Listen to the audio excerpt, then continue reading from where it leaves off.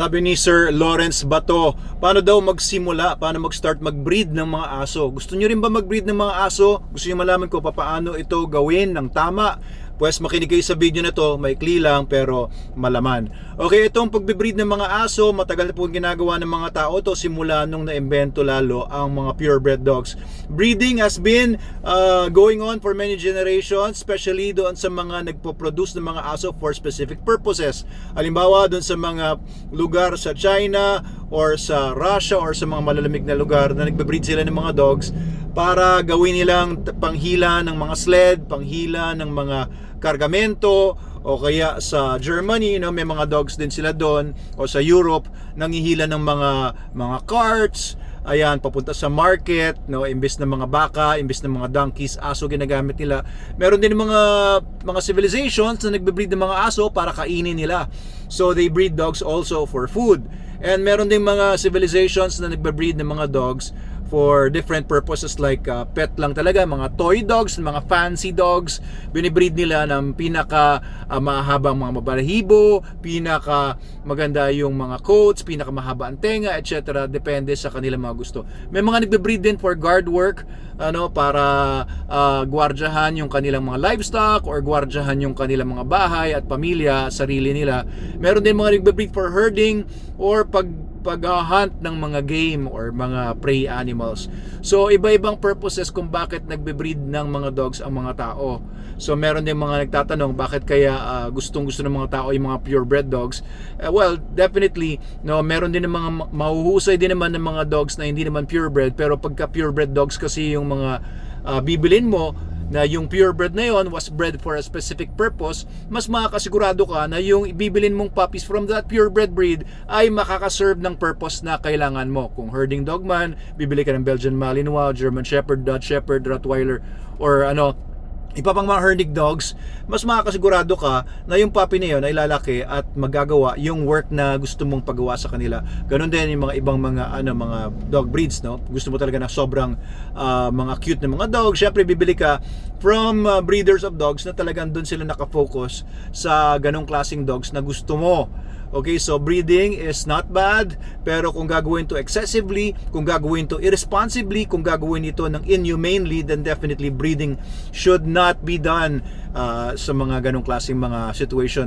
But breeding for a specific purpose, kagaya na ginagawa na po namin sa Manalo Canine, we breed for working dogs.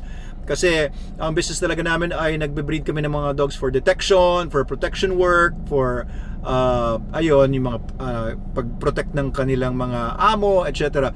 So we breed dogs with the specific purpose na yung i-breed namin ay mas mahusay pa sa mga parents nila sa pagganap ng kanilang mga trabaho. Okay, so if you're going to breed for a purpose lamang. Ano ba mo ng purpose ninyo? If you're going to breed for the pet industry, ayan, medyo shady para sa iba yon kasi ang dami-dami ng mga dogs daw na mga pwede naman kumuha sa pound, na walang mga amo, na naghahanap lang ng loving home. So and you can do that. But of course, hindi lahat ng mga tao gustong kumuha sa mga pounds. Gusto nila na merong konting prestige or parang social nila. Anong tawag diyan? Ayun. Oo, parang may signature yung dog na bibili nila na medyo high class ang dating para hindi sila pulaan, and totoo niyan, maraming mga tao pag makita ng mga dog owners na naglalakad ng mga Aspins or mga native dogs, they frown upon people na meron talaga mga ganon.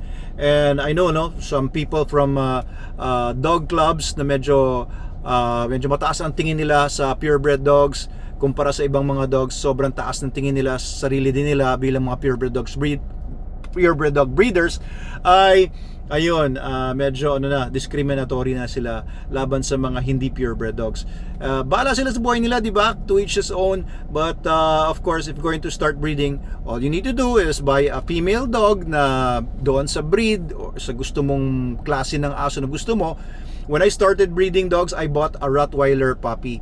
At that time, Rottweilers were not yet popular ng mga year 1996. Nasa UP Los Baños ako, and yung isang ka-classmate ko or kasama ko sa UP College of Veterinary Medicine ay nagdala ng Rottweiler puppy doon at binibenta niya, galing pa daw Visayas yon. Binili ko, pinangalanan kong Jamala, and she was my pet doon sa UP Los Baños for many years until nag-graduate ako, inuwi ko sa Antipolo, or tapos pinaalaga ko doon sa mga kaibigan ko doon sa Los Baños, and then eventually namatay si Jamala in their care na. Pero na-breed ko si Jamala. Hindi ko alam na ganun palang kahirap din mag-breed ng mga dogs, lalo na mga Rottweilers. Iba-iba rin kasi kung gusto niyo mag-breed ng madaling mga dogs na dog breeds na mabilis i-breed, mga wag Rottweiler. Medyo mahirap i-breed nga Rottweiler.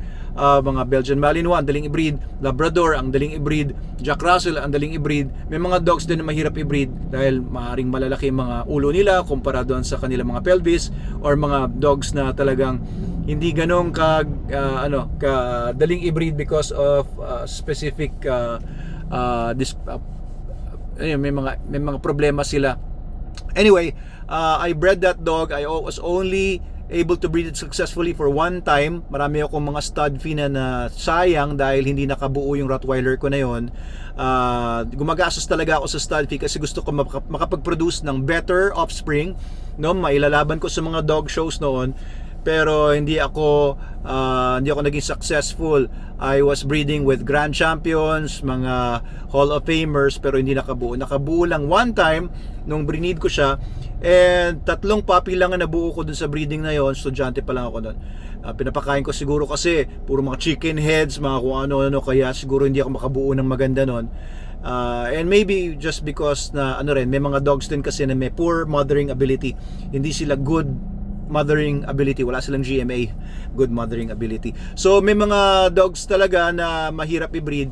So choose the breed that you think you like, kung ano yung purpose ng breeding na gusto mo, and of course kung may mga dog breeds talaga na mahirap i-breed.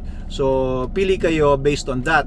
Tapos if you're going to breed a dog, you choose the best bitch or female dog. Ang ibig sabihin ng bitch, you choose the best bitch that you can buy, yung you can afford, yung pinaka mahal na, pinaka high quality na ang kunin ninyo, kasi doon nakasalalay yung inyong future puppies and your reputation as a breeder.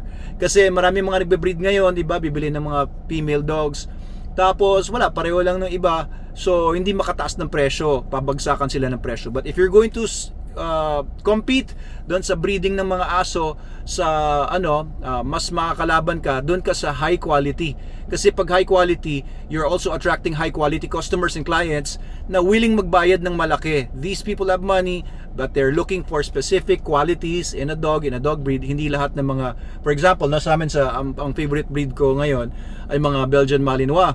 So marami nagbe-breed ng Belgian Malinois, pero may mga nagpupunta sa akin talaga, naghahanap ng Belgian Malinois kasi alam nila na yung binibreed naming mga Belgian Malinois ay hindi kapareho ng binibreed na Belgian Malinois ng iba. Kasi yung iba, papugian lang sila, XL, gusto nila malaki. Pero yung sa Manalo Canine kasi binibreed namin, matatalinong mga aso, magaganda yung drive, magaganda yung nerve, and talagang pangtrabaho. Hindi ka, alam mo yun, mabibigo kapag training mo na yung aso, tapos in-expect mo na siya makaperform ng trabahong gusto mo para sa kanya. So we can provide working dogs, pati mga Rottweilers, pati yung mga Labradors namin, puro mga working dogs ang ginagamit namin. Kahit yung aso ko sa bahay, si Freddy's, Rottweiler yon, pero kakaiba sa mga ibang bloodlines ng Rottweilers yon, kasi working dog. Ang working bloodlines ang ginamit ko, hindi mga show type lang. Okay, so if you're going to breed dogs, of course, mag-research ka na mabuti tungkol sa breed, mag-research ka na mabuti tungkol sa reproductive system ng mga dogs, and kung paano yung breeding process, and then pwede ka magpa-stud sa mga magagandang mga stud dogs. You can join the IAGD, magkakaroon tayo ng IAGD Breeders Association para mayroon kang support system. Okay, if you want to know more about that, please message us. Tapos magbabayad lang naman kayo ng unang requirement is 3,000 pesos yung premium membership. Magkakaroon ka na ng animal facility page sa IAGD website, and this is a very useful page na pwede mong gamitin para ilagay mo lahat doon ng mga puppies na binibenta mo, or yung mga stud dogs mo, or iba pang mga dogs mo na binibenta. Ilalagay mo lahat doon sa page na yon. Maganda po yon. Ask us about that. So if you're going to breed then, huwag kang lalaban sa pababaan ng presyo. Laban ka sa quality. And quality people, quality buyers have money. You don't have to worry about, alam mo yon, bababa mo yung presyo mo para lang makabenta. Hindi ganon. Okay, so kung gusto mo talaga makabenta ng magandang presyo, dapat quality yung bibigay mo, hindi lang kagaya ng mga ibang mga dogs. Doc Abel Manalo po ito sa Manalo K9, SDN Dog Food, ipakain sa mga aso nyo. The best dog food in the multiverse para quality talaga yung napoproduce niyo yung mga aso, hindi mga mahihina o sakitin. Okay, Doc Abel Manalo po ito. Maraming salamat po. Please follow our page for more at mabuhay po kayo and happy dog breeding sa mga gusto mag dog breeding. Thank you po.